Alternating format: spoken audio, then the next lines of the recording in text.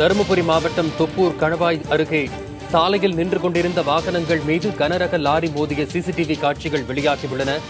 இது தொடர்பான தகவல்களை செய்தியாளர் விவேகானந்தனிடம் கேட்போம். விவேகானந்தன், காட்சிகள் எதை தெளிவாக்குகின்றன? காட்சிகள் மூலம் எதை புரிந்து கொள்ள முடிகிறது?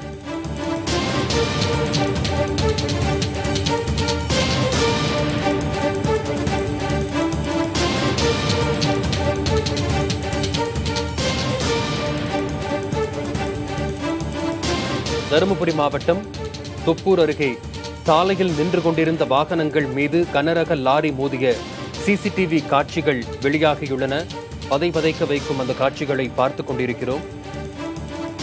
நின்று கொண்டிருக்கக்கூடிய வாகனங்களின் பின்னால் வந்த லாரி மோதி மிகப்பெரிய விபத்து நேரிடுகிறது. இதில் 4 பேர் உயிரிழந்துவிட்டனர். 3 நிகழ்விடத்திலேயே உயிரிழந்தனர்.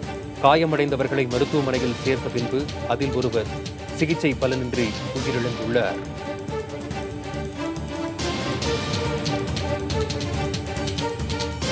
பதைக்க வைக்கும் சிசிடிவி காட்சிகளை பார்த்துக் கொண்டிருக்கிறோம்.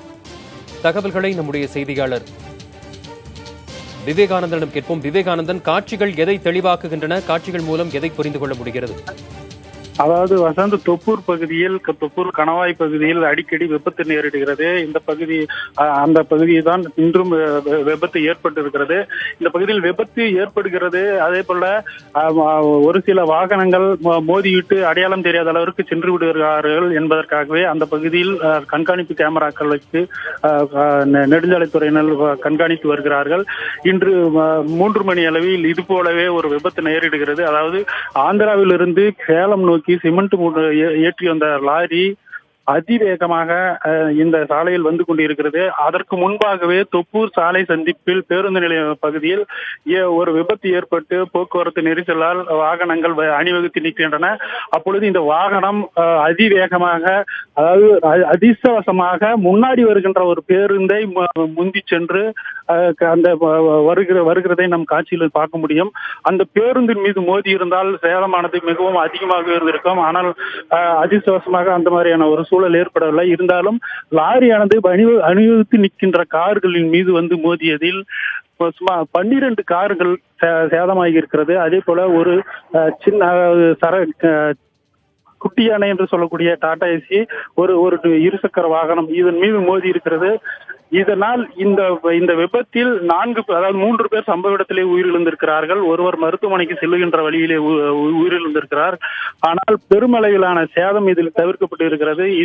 இது அதிர்ஷ்டவசமே என்று சொல்லலாம். ஏனென்றால் 12 கார்களின் மீது இவ்வளவு அதிவேகமாக வந்து லாரி மோதியதில் விபத்து, அதாவது உயிரிழப்பு என்பது குறைவாகவே இருந்திருக்கிறது.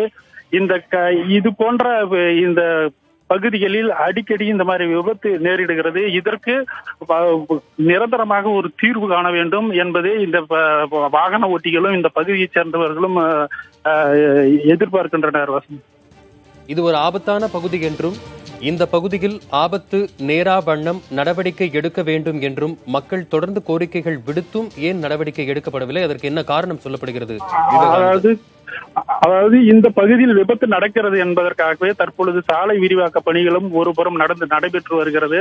அதே போல மாவட்ட நிர்வாகத்தின் சார்பில் விபத்து நடக்கின்ற, அதாவது இந்த கட்டமடுவு என்கின்ற பகுதியில் இருந்து தொப்பு பேருந்து பஸ் நிறுத்தம் வரையில் ஒரு உயர்மட்ட பாலம் அமைத்தால், அதே போல அந்த இடத்தில் 2 வளைவுகள் அடுத்தடுத்தாக வருகிறது. அதாவது மலைக்கு இடையில் அந்த சாலை வருகிறது. இதை வந்து சரி செய்து உயர்மட்ட பாலம் சுமார் 2 கிலோமீட்டர் அளவிற்கு அமைத்தோம் என்றால் இது போன்ற விபத்துகளை தவிர்க்க முடியும்.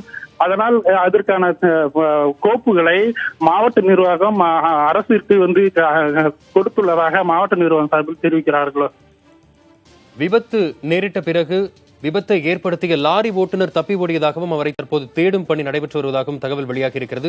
எந்தெந்த பகுதிகளில் தேடிக்கொண்டிருக்கிறார்கள் விவேகானந்தன்? அதாவது வசந்த், இந்த விபத்து ஏற்படுத்திய லாரி ஓட்டுநர் லாரியை நிறுத்திவிட்டு தப்பி ஓடி இருக்கிறார். அவரை தேடும் தற்பொழுது விபத்து நடந்த இடத்தில் மீட்பு பணிகளை மட்டுமே காவல்துறை, நெடுஞ்சாலைத்துறை போன்ற அதிகாரிகள் துரிதப்படுத்தி வந்தார்கள்.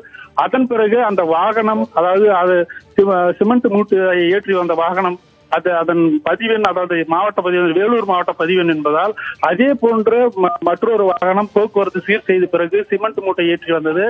அவரை எளிமையாக பிடிக்கும் நோக்கத்தில் அந்த பின்னாடி வந்த அந்த அதே சிமெண்ட் ஏற்றிய லாரியை தற்பொழுது காவல்துறையினர் நிறுத்தி அந்த ஓட்டுநரை பிடித்து விசாரணை செய்து வருகின்றனர். தகவல்களுக்கு நன்றி விவேகானந்தன்.